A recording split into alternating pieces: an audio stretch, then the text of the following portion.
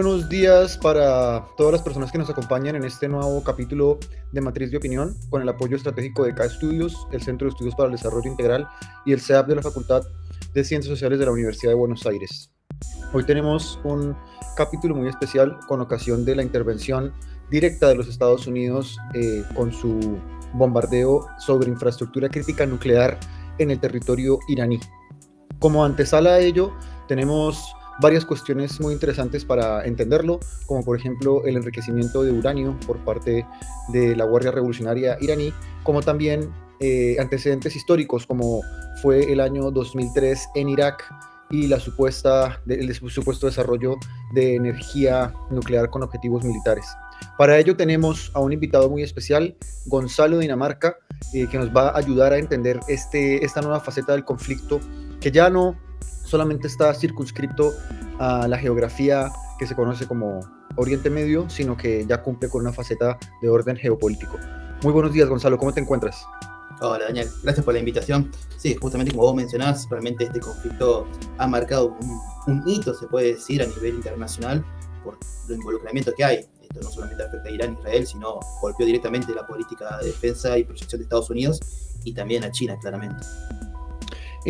Para entrar un poco en materia y tratar de entender un poco esto desde el punto de vista militar, ¿por qué ha sido tan polémico esta cuestión del programa nuclear iraní, tanto desde la opinión pública como por el manejo de información por parte de Israel y la toma de decisión por parte de los Estados Unidos?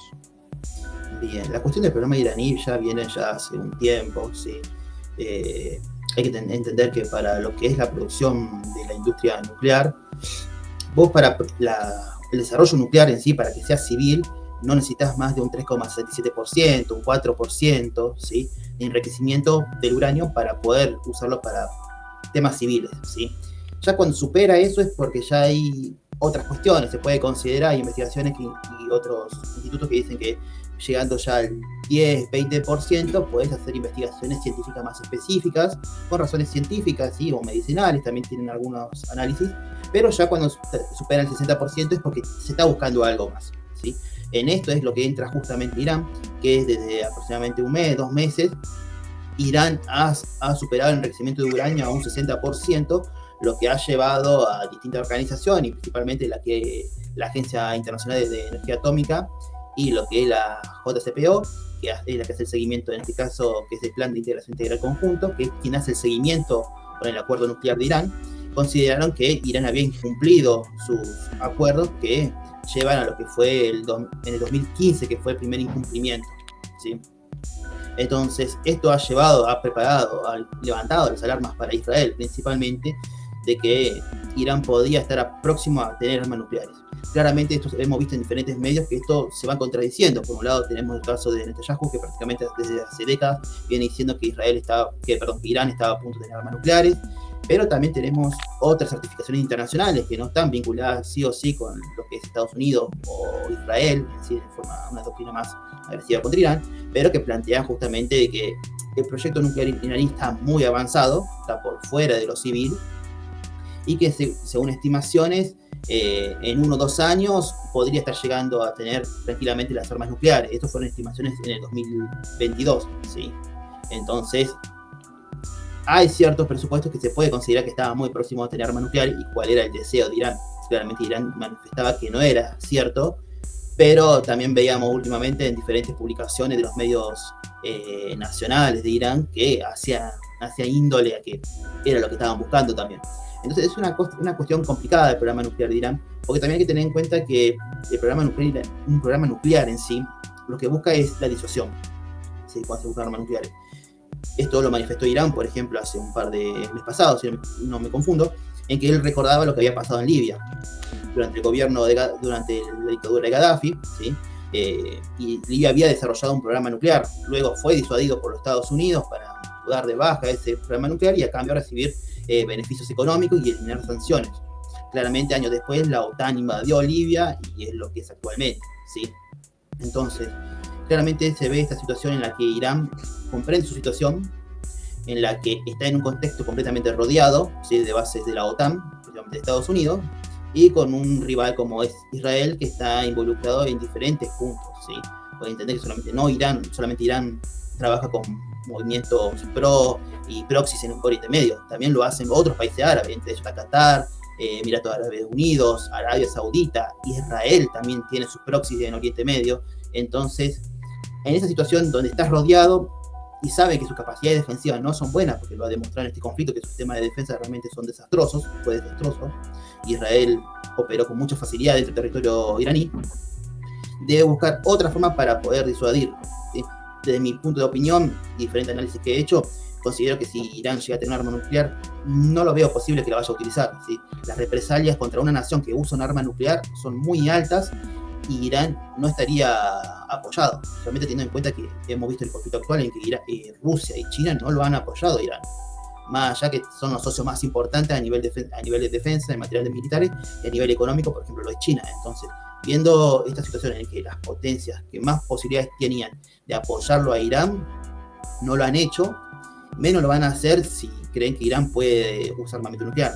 También hemos visto, lo que se ha notado, también es importante declararlo, el día de ayer, luego del ataque estadounidense y la respuesta de Irán contra Qatar, que se evidenció, se confirmó y todo, que Irán avisó con previo aviso a Estados Unidos que iba a atacar la base militar en Qatar, y que Qatar también fue avisado y que en conjunto la idea fue que sean interceptados los misiles prácticamente, se ve una situación de moderación del gobierno iraní, y eso mismo también calmó, por ejemplo, las finanzas en lo que tiene que ver con el mercado petrolero, ¿sí? Cuando estamos viendo días anteriores que entre los ataques israelíes, ataques estadounidenses y ataque iraní, empezó a subir al alza el petróleo, pero luego de este ataque moderado que hubo de Irán, se empezó a una baja realmente muy increíble del petróleo, ¿sí? Y esto demuestra, ¿sí?, en que en el caso de Irán llega a tener armas nucleares, realmente no justificaría un ataque iraní a Israel, ¿sí? Principalmente también teniendo en cuenta que Israel tiene mucha población palestina, está muy cerca de Hezbollah, en Líbano, o sea, las razones de atacar realmente con armas nucleares a Israel tienen muy poco sentido, ¿sí? Tiene que ver más con un arma disuasoria, en mi opinión, viendo cómo se ha comportado este último tiempo el gobierno iraní a crear un armamento nuclear. Claramente toda especulación sigue siendo peligrosa, ¿sí? También hay que tener en cuenta que diferentes análisis, tanto occidentales como orientales, también señalan a Pakistán como un estado en que es peligroso también con armas nucleares, dado su inestabilidad, ¿sí? Entonces, aunque yo creo que el gobierno iraní no va a atacar con armamento nuclear a Israel, destabilizar el gobierno iraní sería peligroso porque puede ocurrir que usen armamento nuclear, y lo mismo que pasaría con Pakistán, por ejemplo. Desde el año 1995, antes de que Benjamín Netanyahu llegara a ser primer ministro de Israel, viene amenazando a la opinión pública con que se viene haciendo enriquecimiento de uranio para la fabricación de armamento nuclear por parte de Irán. Sin embargo, como bien lo está diciendo Gonzalo, el enriquecimiento de uranio para el uso de energía civil está planteado del 3,6% para el desarrollo, pues, de energía de esta característica nuclear. Según la Agencia Internacional de Energía Nuclear o Energía Atómica, se ha planteado que las investigaciones calculan que Irán ha hecho investigaciones alrededor del 60% de enriquecimiento de uranio. Sin embargo, el veto de Estados Unidos ha permitido que Israel no haga parte de esta organización, con lo cual se entiende que Israel, al tener armamento de energía de esta característica de destrucción, cumple con una lógica desde la teoría de juegos en donde se plantea la lógica del chantaje.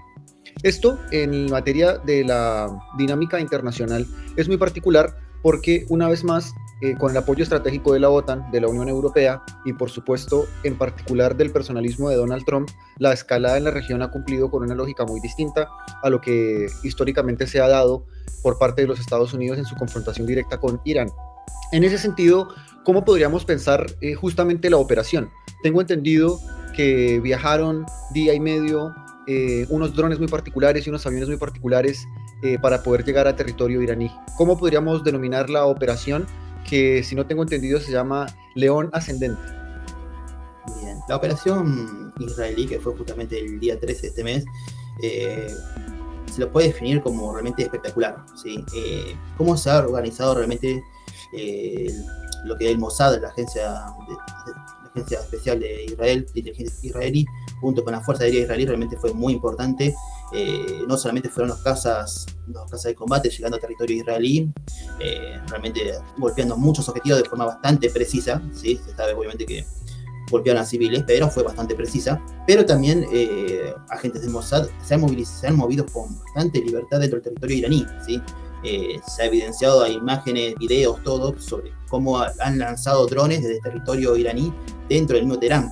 ¿Sí? Entonces vemos ahí una particularidad muy importante en la estrategia de Israel, que estaba ya muy preparada la operación, y que eso realmente ha sorprendido y ha golpeado fuertemente al gobierno iraní.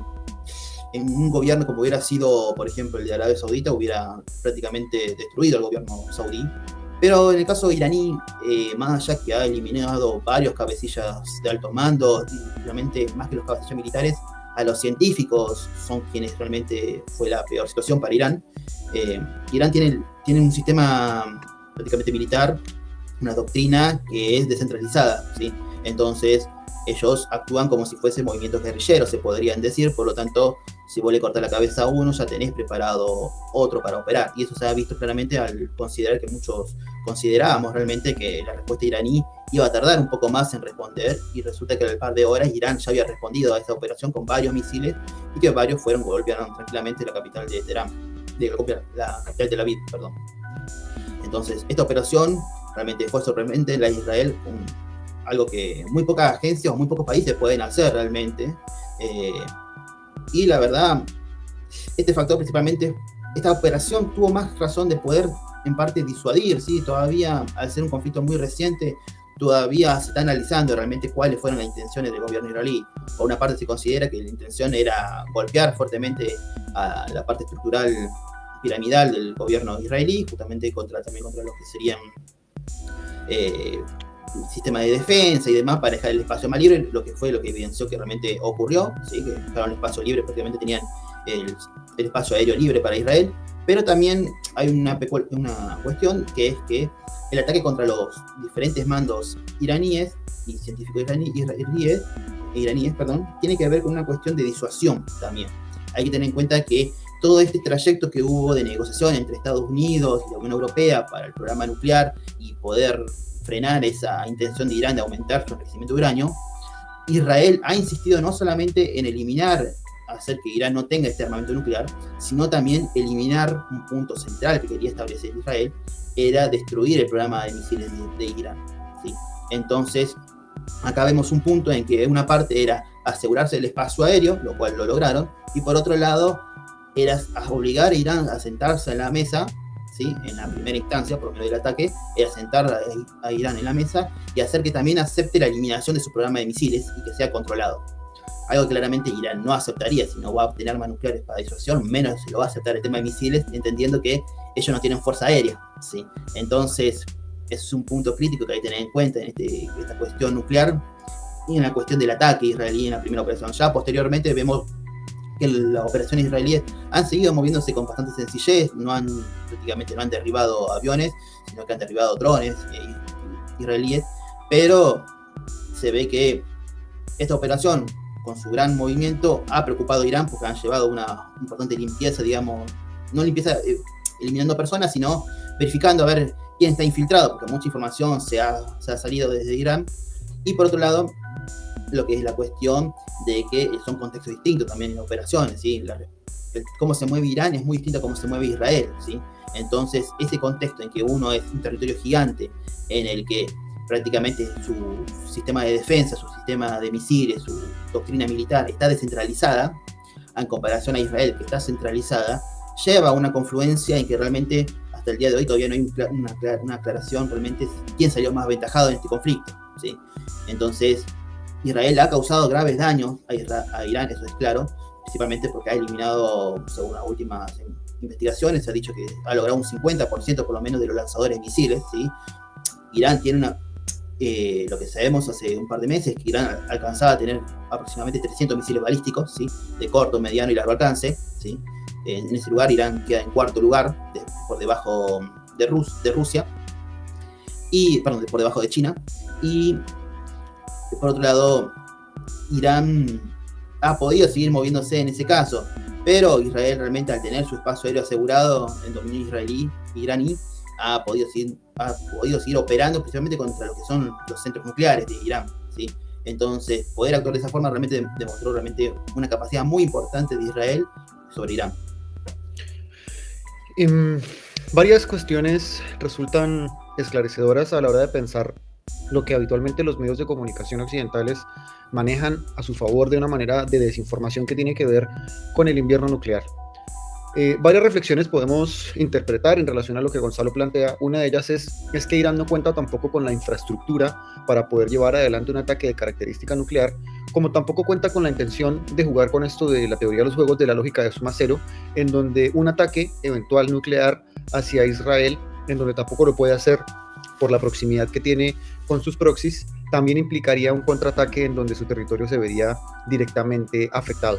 También por otro lado podemos identificar que Irán no cuenta con el armamento que acompaña un ataque nuclear, como puede ser una fuerza aérea que implique un avión de determinadas características en donde se pueda hacer este despliegue. También por otro lado podemos identificar que el Mossad en su ejercicio de inteligencia ha logrado no solamente identificar cómo es el comportamiento por parte de Irán, sino que a su vez en el juego de la geopolítica o de la geoestrategia, Gonzalo nos logra identificar algo que es fundamental, y es que el control aéreo de Irán está dominado por parte de Israel. Sin embargo, desde diferentes interpretaciones, una de las posibles vertientes que se plantea a la hora de pensar la estrategia por parte de Irán tiene que ver con el terrorismo en determinadas células. Con lo cual, el mismo día del ataque por parte de los Estados Unidos a la infraestructura nuclear iraní, se pudo ver que hubo ataques en Damasco, en Siria, hubo un atentado terrorista, como ahora lo que sucedió ayer en Qatar.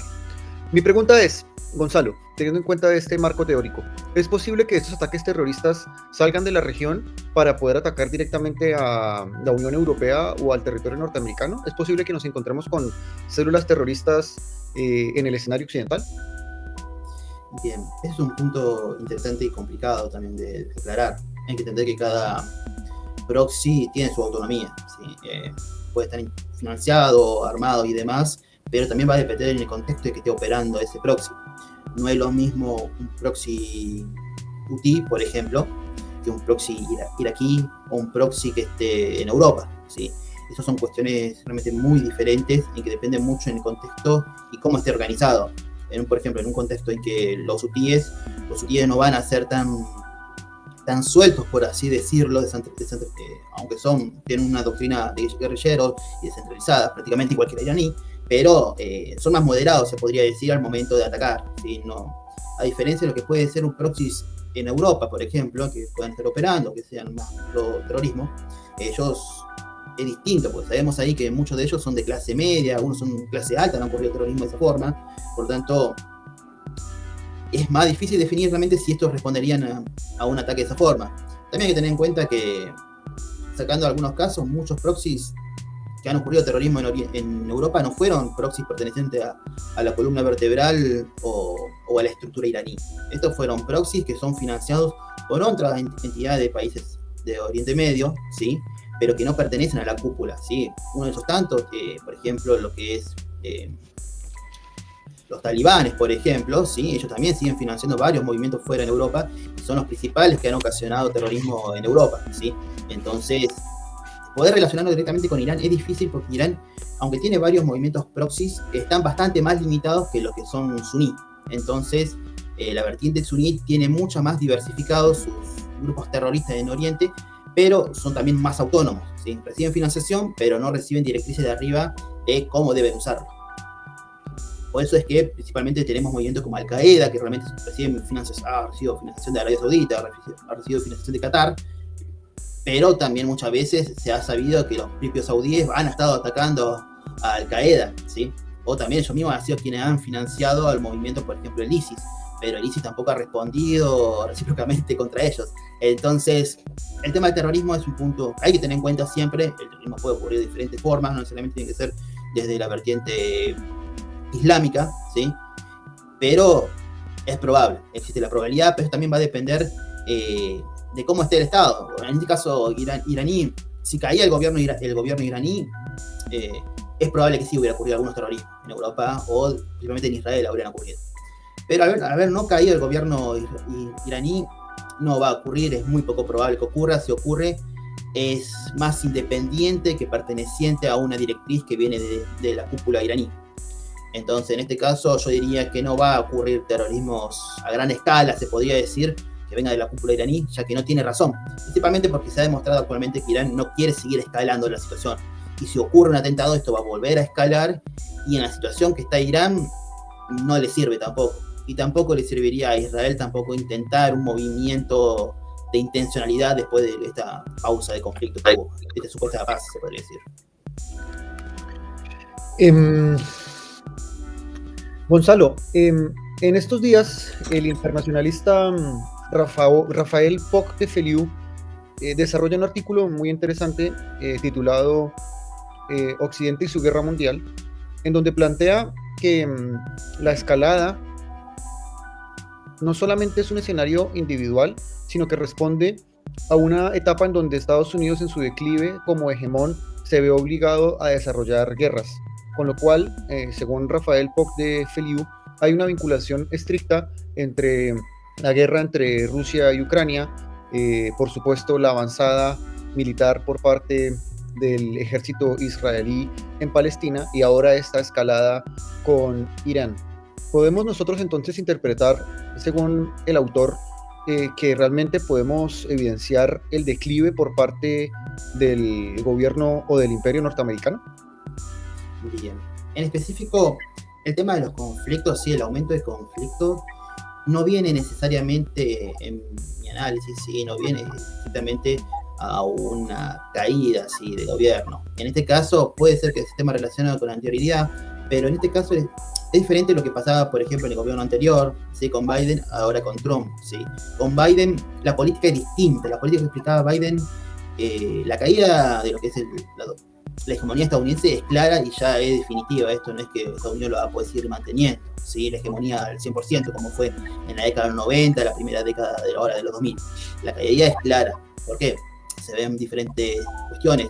Ya no está esa conglomeración de estados que siguen a rajatabla lo que dice Estados Unidos. Tampoco existe esa industria militar fuerte, principalmente en la industria naval.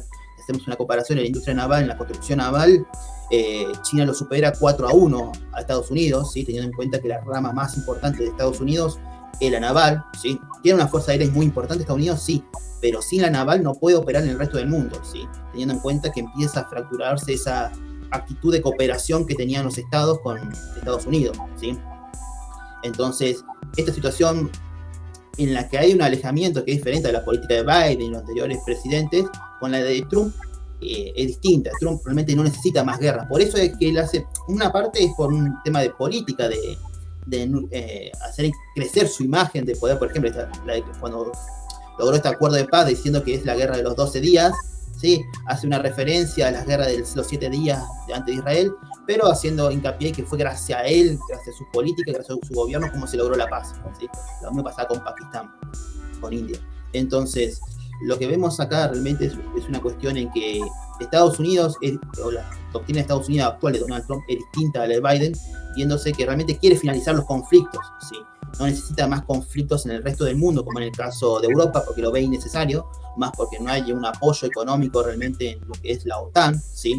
Por ejemplo, uno de los temas que se va a tratar ahora en estos días, si no me equivoco, entre el 26 y el 28, o el 25 o 28, va a ser la cumbre de la OTAN 2025.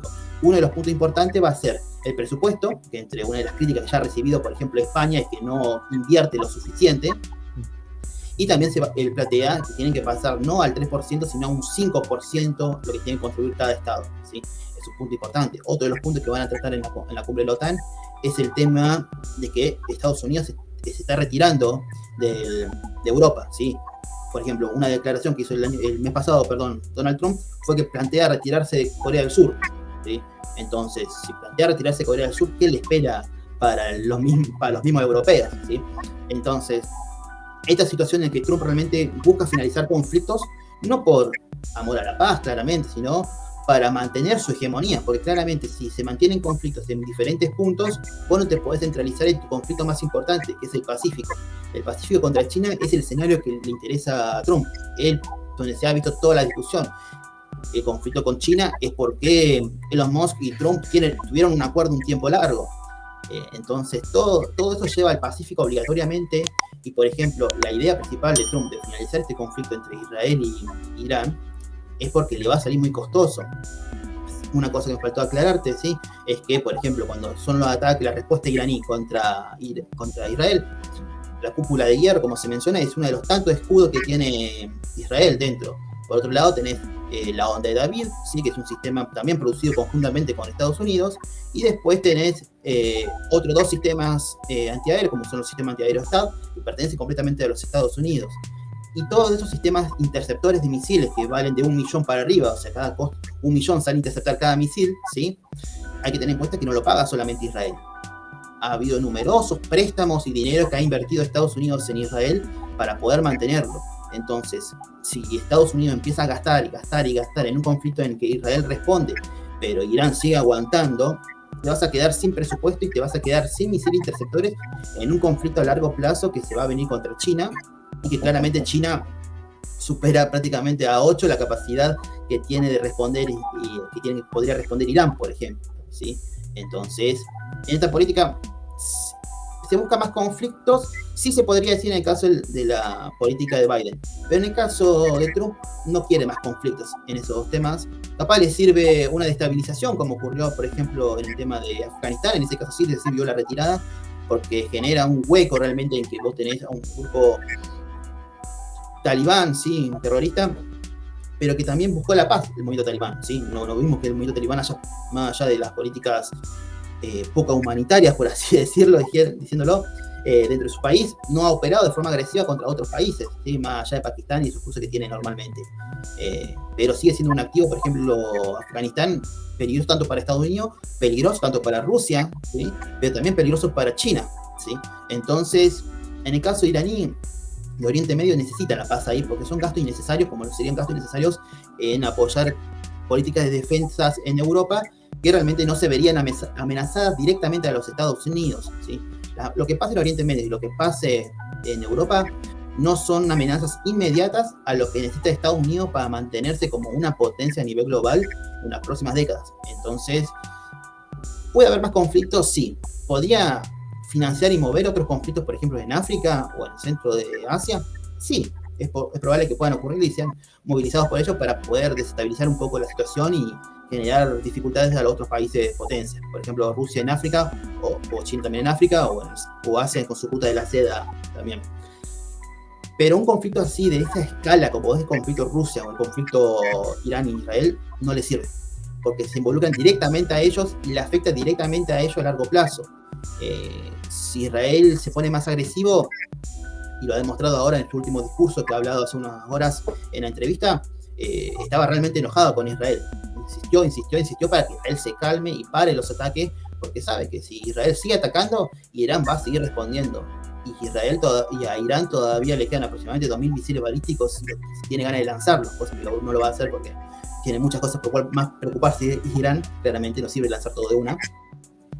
Pero si decide a seguir atacando, Estados Unidos se ve en la obligación también, porque tiene una gran población judía e israelí dentro de su estado, a salir a defender, no solamente por cuestiones geopolíticas, sino también por poblacional, tienen que salir a defender a Israel, lo cual le va a significar un costo económico innecesario en la amenaza que siente actualmente, que es contra China.